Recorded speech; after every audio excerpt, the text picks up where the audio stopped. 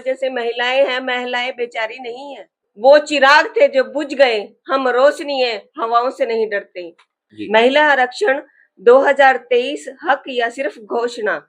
आज हम जिस महिला कानून 2023 पर चर्चा कर रहे हैं, उससे सरकार ऐतिहासिक और महिला सशक्तिकरण की दिशा में बड़ा कदम बताकर देश में प्रचारित कर रही है।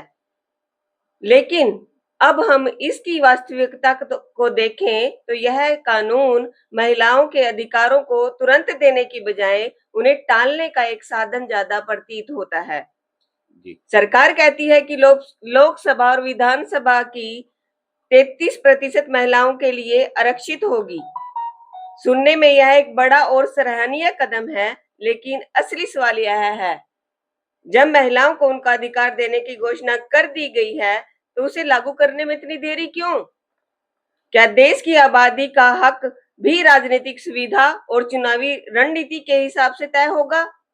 क्या महिलाओं का सशक्तिकरण सिर्फ भाषणों और घोषणाओं तक ही सीमित रह जाएगा? यह बेहद चिंताजनक है कि इस कानून को लागू करने के लिए जनगणना और परिसीमन जैसी प्रतिक्रियाओं का हवाला देकर अनिश्चित समय के लिए टाल दिया गया।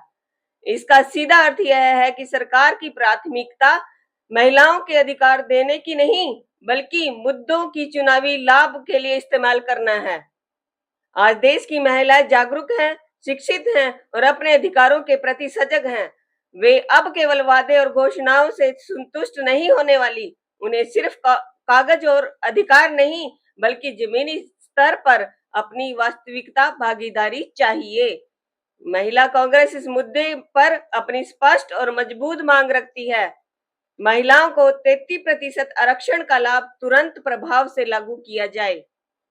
इस कानून को किसी भी प्रकार की प्रशासनिक राजनीतिक देरी के पीछे छुपाया न जाए। ओबीसी, दलित, आदिवासियों व अन्य वंचित वर्ग की महिलाओं के लिए अलग और स्पष्ट आरक्षण प्रावधान सुनिश्चित किया जाए, ताकि हर वर्ग की महिलाओं को समान अवसर मिले। यह कानून सिर्फ एक विधेयक ही नहीं, बल्कि यह इस बात की परीक्षा है कि देश की सत्ता महिलाओं के अधिकारों को लेकर कितनी गंभीर है। आज सरकार वास्तव में महिलाओं के सशक्तिकरण के लिए प्रतिबद्ध है, तो उसे अब बहाना नहीं, बल्कि ठोस कार्रवाई करनी चाहिए।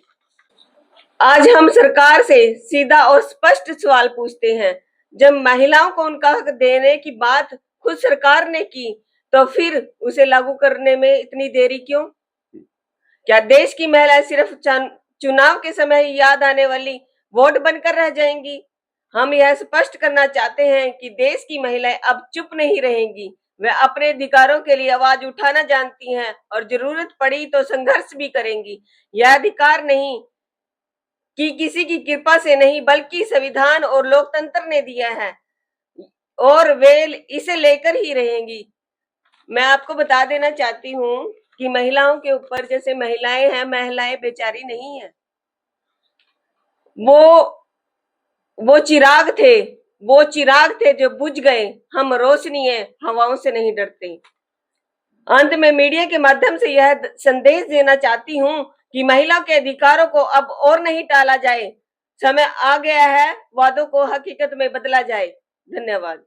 हमारे साथ उपस्थित है हमारी बहन श्रीमती मिथिलेश चौधरी, जो महिला कांग्रेस जिला की अध्यक्ष है। आइए करते हैं बातचीत के भाजपा ने महिला बिल को लेकर एक भ्रम फैलाया हुआ है, उसको किस प्रकार अपने तरीके से कांग्रेस की बात रखेंगे हमारी बहन मिथिलेश चौधरी, जिला अध्यक्ष महिला कांग्रेस जिला यमुनानगर। जी बहन जी।